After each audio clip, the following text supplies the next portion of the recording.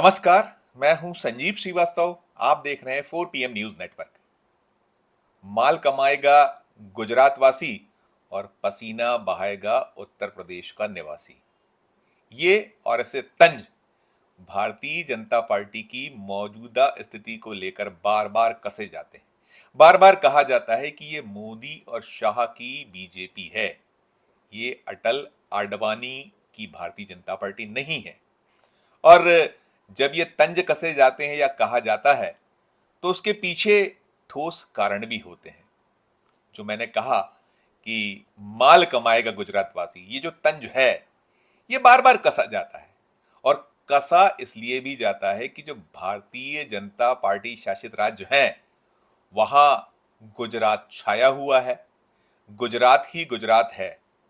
यदि कहीं कोई ठेके हैं, कहीं कोई काम है, तो उसमें जिस तरीके से गुजरात के चाहे वो ठेकेदार हों, सप्लायर हों, कामकाज करने वाले जो बड़े नीति निर्धारक लोगों के प्रिय पात्र हों, उसमें गुजरात की तूती बोलती, ये बात किसी से छिपी हुई नहीं है और प्रमाणित भी है। बहुत सारे उदाहरण इसके देखने को मिलते हैं। और जो मोदी शाह की भाजपा की जब बात आती है तो जो फैसले आते हैं भारतीय जनता पार्टी में, उसमें भी परिलक्षित होता है कि होता वही है जो मोदी या शाह चाहते हैं। और अभी जब मैं ये भूमिका मान रहा हूं, इसके पीछे राज्यसभा उम्मीदवारों का ऐलान छिपा हुआ है।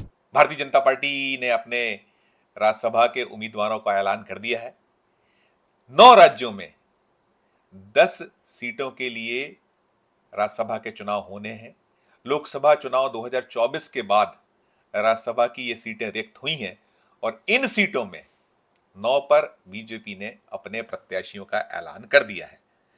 असम में मिशन रंजन दास और रामेश्वर तेली, बिहार में मन्नन कुमार मिश्रा, हरियाणा में श्रीमती किरण चौधरी, मध्य प्रदेश में जॉर्ज कुरियन, महाराष्ट्र में धैर्यशील पाटिल, ओडिशा में श्रीमती ममता मोहंता, राजस्थान में सरदार नवनीत सिंह बिट्टू और त्रिपुरा में राजीव भट्टाचार्य जी को प्रत्याशी घोषित किया गया है। कुल 9 उम्मीदवारों का ऐलान किया गया और बड़ा हैरान करने वाली या जो भारतीय जनता पार्टी के दावेदार रहे हैं राज्यसभा के लिए, उनके लिए निराशा की बात सबसे ज्यादा यह है, टिकट ना मिलना तो निराशा होगी ही होगी, लेकिन जो कुल 9 सीटें हैं, इन 9 सीटों में 6 प्रत्याशी ऐसे हैं जो आयातित हैं या जिन्होंने दल बदल किया है या जो पहले कभी किसी और पार्टी में होते थे और बाद में बीजेपी उन्होंने ज्वाइन की है, या कोई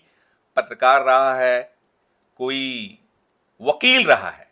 ऐसे लोगों को टिकट दिया गया है और जो भारतीय जनता पार्टी के लिए बरसों बरस से किला लड़ाते रहे हैं, मैदान में अपना खून और पसीना बहाते रहे हैं, वो तापते रह गए। और ऐसे दर्द, ऐसा मर्म कई बार सामने आया है। जब पिछली बार राज्यसभा के चुनाव हुए थे तो महाराष्ट्र के एक सपूत ने अपने पिता का पूरा परिचय उजागर किया था, दिया था। हालांकि वो किसी से छिपा हुआ नहीं था, बताया था कि उनके पिता ने क्या कुछ किया है। कभी उन पे भी आला कमान मोदी शाह नजरे इनायत कर लेते। खैर, वो तो एक पुरानी बात है। जो ताजा मैं जो बात बता रहा हूं या आपको मैं सूचना दे रहा हूं इस वीडियो के माध्यम से, कुल 10 सीटों के लिए चुनाव होना है। एक पर अभी उम्मीदवार घोषित भारतीय जनता पार्टी ने नहीं किया, 9 उम्मीदवारों के नाम का ऐलान किया है।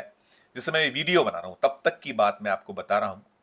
सूची घोषित होते ही ये वीडियो मैं अपने दर्शकों के लिए बना रहा था, तो उसमें जो मैंने पूरी की पूरी सूची को लेकर एक पोस्टमार्टम किया या कंप्लीटली उसके बारे में जानने बूझने की कोशिश की, उसमें यही निकल कर आया है कि 9 में से 3 सौभाग्यशाली ऐसे बीजेपी के नेता रहे हैं जिन्हें पार्टी ने राज्यसभा में भेजने का फैसला लिया है। ऐसे जो नाम हैं उनमें असम से मिशन रंजन दास हैं, जो 4 बार के भारतीय जनता पार्टी के पूर्व विधायक हैं, असम राज्य परिवहन निगम के अध्यक्ष हैं, उन्हें टिकट दिया गया है। फिर ऐसे ही असम से रामेश्वर तेली जिन्हें उम्मीदवार बनाया गया है, वो मोदी सरकार में 2021 से 2024 तक राज्य मंत्री रह चुके हैं। उनकी लॉटरी खुली। वह एक्स एमपी भी रहे हैं। वहां जो असम से उन्होंने लोकसभा का प्रतिनिधित्व भी किया है, तो उन्हें टिकट दिया गया। और ऐसे ही महाराष्ट्र में जो धैर्यशील पाटिल हैं, जिनका रुक्का खुला है राज्यसभा के लिए, वो भारतीय जनता पार्टी के जिला अध्यक्ष रहे हैं। तो ये ऐसे नाम हैं जिन्हें पार्टी ने राज्यसभा भेजने का फैसला किया। लेकिन बाकी लोगों का यदि हम देखें तो उनमें बिहार के जो मन्नन कुमार मिश्रा हैं, वो सुप्रीम कोर्ट के वकील रहे हैं, बार काउंसिल ऑफ इंडिया के अध्यक्ष रहे हैं।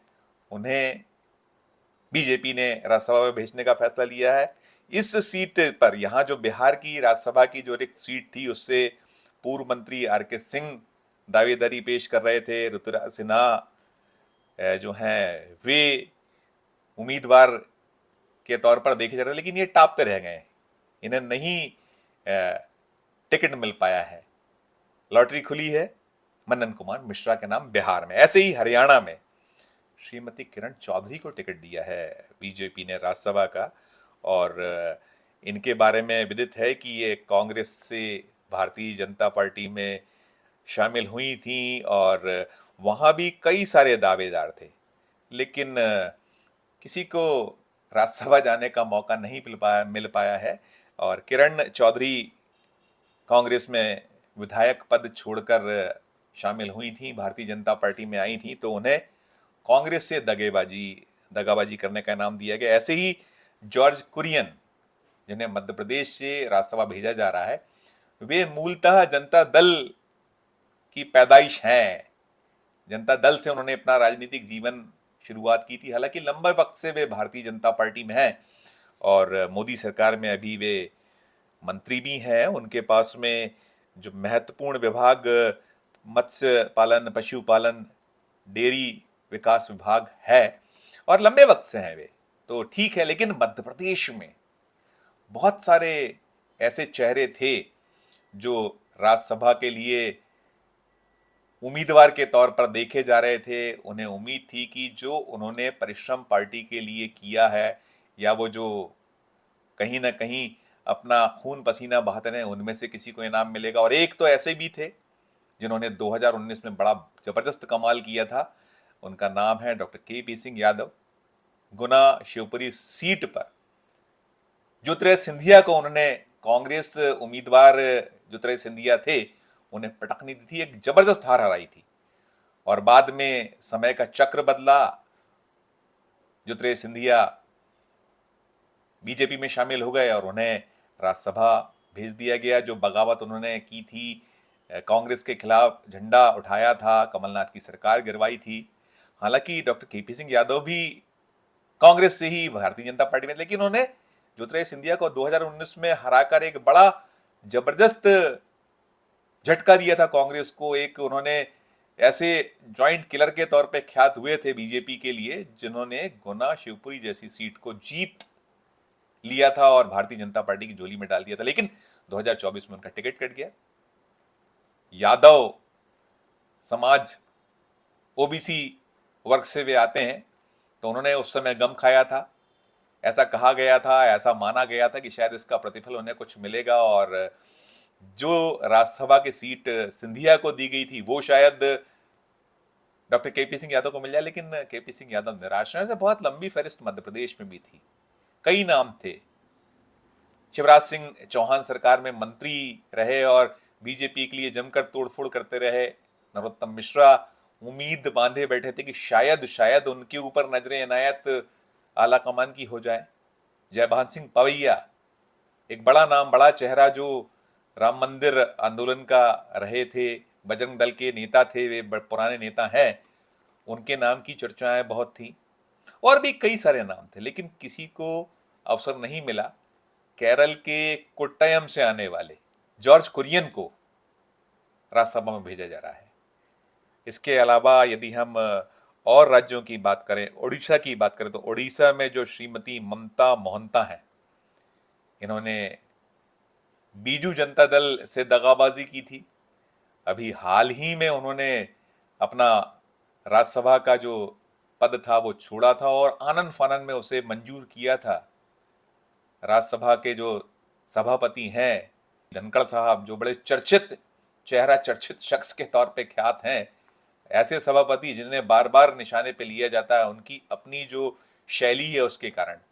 और अभी तो महाअभियोग का ऐलान भी कर दिया था विपक्ष ने, लेकिन वो समय से पहले राज्यसभा समाप्त हो गई। तो कहीं ना कहीं जो श्रीमती ममता मोहंता है, बीजेडी से उन्होंने जो बगावत की, दगाबाजी की, तो उन्हें उसका प्रतिफल मिला है। ऐसे ही राजस्थान से सरदार नवनीत सिंह बिट्टू को जो राज्यसभा का उम्मीदवार बनाया गया है वो मूलतः पंजाब से आते हैं और पंजाब कांग्रेस के वे पुराने नेताओं में शुमार हैं। उन्होंने भी लोकसभा और कई सारे पदों पर निर्वहन भी कांग्रेस के लिए किया है और वो पंजाब के पूर्व मुख्यमंत्री बेअंत सिंह के पोते हैं।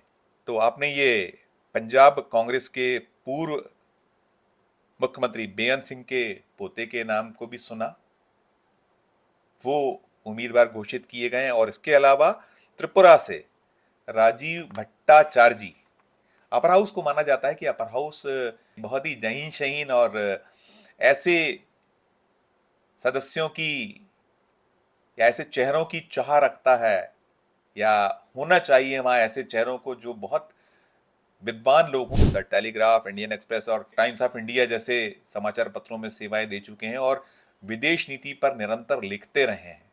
एक चर्चित नाम, एक चर्चित चेहरा। तो ये स्थिति 9 नामों को लेकर है भारतीय जनता पार्टी। इसमें 6 या तो कोई पत्रकार है, या कोई वकील रहा है, या फिर दीगर दलों से आया हुआ है।